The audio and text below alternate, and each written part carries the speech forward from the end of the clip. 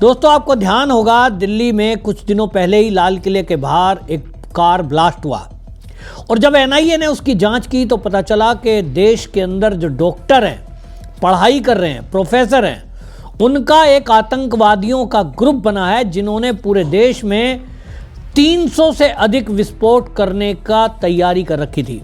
इसके बाद पूरे देश के होश उड़ गए कि क्या पढ़ा लिखा वर्ग भी आतंकवाद के रास्ते पर चल रहा है। लेकिन ये सच्चाई थी और जिस तरह के सबूत हाथ लगे उसमें कई डॉक्टर पकड़ में आए और पता चला करोड़ों रुपए की विदेश से पैसे की डील हो रही थी और उनको जुम्मा था कि यहाँ भारत के अंदर 3000 किलो विस्फोटक उनको विस्फोट करना था।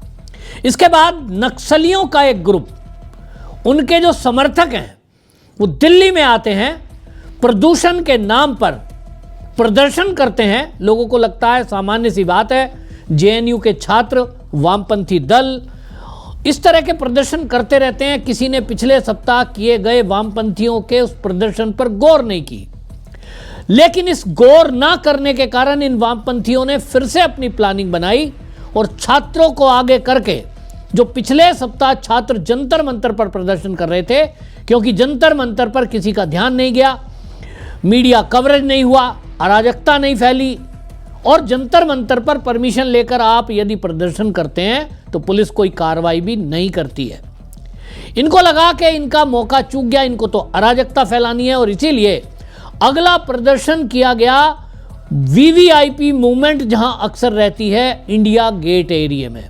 इंडिया गेट में जो आउटर सर्किल है जहां ट्रैफिक हमेशा 24 घंटे बहुत दबाव में रहता है, इन्होंने वो जगह चुनी, बिना परमिशन धरना प्रदर्शन पहुंच गए और हाथ में तख्तियां प्रदूषण की ले रहे थे। लेकिन अचानक से ऐसे स्लोगन लगाने लगे जिसको देखकर पुलिस के होश उड़ गए। ये जो जेएनयू के छात्र थे, ये वामपंथी छात्रों का ग्रुप, एक नक्सली जिसके ऊपर 1.25 करोड़ रुपए का इनाम दर्ज था, क्योंकि वो नक्सली जो खूंखार नक्सली था उसके कई ऐसे ग्रुप थे जिनके कारण 150 के करीब हमारे सीआरपीएफ के जवानों की हत्या का उसके ऊपर आरोप था। सोचिए, देश के अंदर यदि कोई आतंकवादी घटना होती है, 30-40 अगर हमारे कोई सीआरपीएफ के जवान मर जाएं, अभी तक ये पूरी विपक्षी पार्टी देश की जिस तरह से पुलवामा अटैक की बात करती हैं, वहां 30 के करीब हमारे सुरक्षा बल के करीब जवान मारे गए। लेकिन ये जो नक्सली है जिसका नाम लेकर ये वामपंथी छात्र नारेबाजी कर रहे थे, हिडमा, इस हिडमा के माडवी हिडमा का नाम लेकर, पोस्टर लेकर ये नारे लगा रहे थे और नारा लगा रहे थे कि कितने हिडमा मारोगे, हर घर से हिडमा निकलेगा। ठीक वही नारा जो अफजल गुरु के बारे में लगाया करा था, कितने अफजल मारोगे, हर घर से अफजल निकलेगा। और आप जानते हैं कि अफजल कौन था? आप जानते हैं कि अफजल गुरु जो हमारा संसद थी उसके हमले में आरोपी था और ये उसके पक्ष में खुलेआम नारे लगाते थे, कितने अफजल मारोगे, हर घर से अफजल निकलेगा।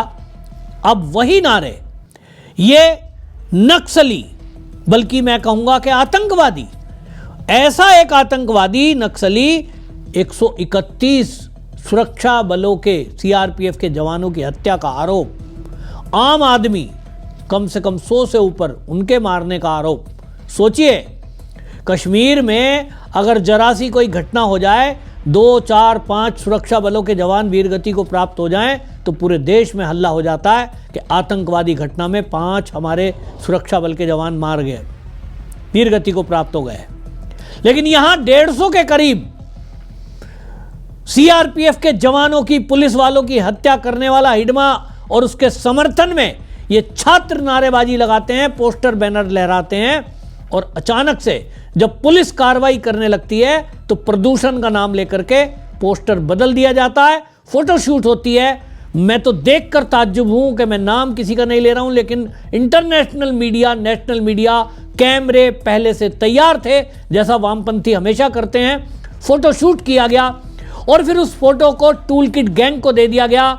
जुबेर से लेकर सौरभ भारद्वाज आम आदमी पार्टी का और कांग्रेस का पूरा इकोसिस्टम, वामपंथियों का पूरा इकोसिस्टम सुबह से एक फोटो वो एक्स पर, सोशल मीडिया पर डाल रहा है, हैशटैग चलाया जा रहा है और बताया जा रहा है कि दिल्ली की पुलिस ने ऐसे छात्रों पर बर्बरता की जो दिल्ली की एयर क्वालिटी और प्रदूषण के बारे में विरोध प्रदर्शन कर रहे थे। सुनने में और देखने में लगेगा कि दिल्ली की रेखा गुप्ता बहुत सरकार जो है नाकाम है, प्रदूषण बढ़ा हुआ है, और देखो जी छात्र अगर प्रदर्शन कर रहे हैं, साफ हवा की मांग कर रहे हैं, तो उनको कुचला जा रहा है। जबकि हकीकत उस पर्दे के पीछे है।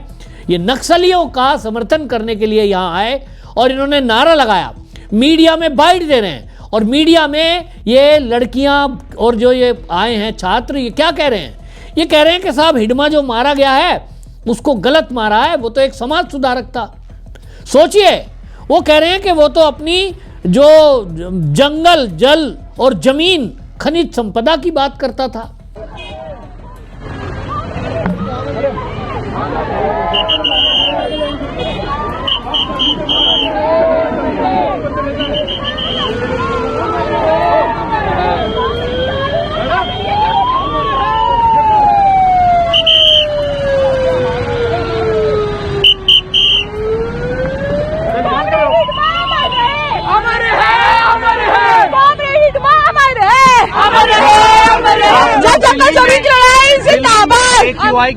तो भाई मेरा एक सवाल है, अगर ये नक्सली हिडमा जिसने 131 सीआरपीएफ के जवानों की हत्या की, 100 से अधिक आम लोगों की हत्या की, अगर ये समाज सुधारक है, अगर ये अपनी हक की लड़ाई लड़ रहा है, तो यही तो आतंकवादी बोलते हैं। जितने आतंकवादी कश्मीर से पकड़े गए, जितने आतंकवादी अभी लाल किला ब्लास्ट में पकड़े गए हैं, उस डॉक्टर की वीडियो सुनी ना, वो भी कह रहे हैं कि हम अपने हक की लड़ाई लड़ रहे हैं, दीन की लड़ाई लड़ रहे हैं। तब क्या इस देश में आतंकवादियों के समर्थन में, नक्सलियों के समर्थन में इस तरह से कोई भी व्यक्ति अगर जिंदाबाद करेगा, उनके नारे लगाएगा, चाहे वो छात्र हो, डॉक्टर हो, इंजीनियर हो, अब तो कोई भेद नहीं है, सब आतंकवादी हो सकते हैं। और इसीलिए मैं कहता हूं इस वीडियो के माध्यम से कि दिल्ली पुलिस ने एफआईआर इसमें की है। हालांकि 23 गिरफ्तारी हुई है, लेकिन पूरे देश में गुस्सा है। अमित शाह जी से मैं कहना चाहता हूं, इन छात्रों के पीछे फंडिंग करने वाले, इनकी सपोर्ट में सोशल मीडिया पर पोस्ट देने वाले, सुबह से बाढ़ आई हुई है, मोहम्मद जुबैर ने पोस्ट किया हुआ है, और ऐसे सौरभ भारद्वाज आम आदमी पार्टी के, इसने पोस्ट किया हुआ है। ऐसे सभी लोगों पर यूएपीए की धारा में केस दर्ज करें, क्योंकि आतंकवाद करना और आतंकवादियों की सपोर्ट करना एक ही श्रेणी में लाना चाहिए। उसके लिए कानून बनाना पड़े तो बनाइए, लेकिन ऐसे सपोर्टरों को भी उठाकर जब तक जेल में नहीं डालोगे, ये झूठ फैलाकर देश में अराजकता फैलाने की बात करेंगे। नक्सली समर्थनों के नारे लगा रहे थे ये, किस घर से? अब ये प्रदूषण की बात कर रहे हैं। ऋषि बागड़ी, देखिए एक्स पर उन्होंने लिखा है और उन्होंने फोटो डाली है कि जो ये छुपा रहे हैं, छुपा क्या रहे हैं? इन्होंने जो पोस्टर शुरू में लिए, उसमें लिखा है बिरसा मुंडा का नाम लिख दिया, उसमें लिखा है हिडमा का नाम लिख रखा है, और ये हिडमा को अमर रहे के नारे लगा रहे थे। ये सारा कुछ जो चल रहा था, इस पर कानून मंत्री जो दिल्ली के कपिल मिश्रा हैं, उन्होंने एक्स पर पोस्ट किया और उन्होंने इसको बड़ा षड्यंत्र बताते हुए लिखा है, दिल्ली में कल हुए प्रोटेस्ट का सच देखिए, हाथ में पोस्टर पोल्यूशन के नाम पे, मुंह में नारा लाल सलाम का, जिहादी और नक्सलियों का नया मोखटा, सोशल एक्टिविस्ट बनना। दिल्ली में ऐसी विचारधारा को मुंह तोड़ जवाब दिया है।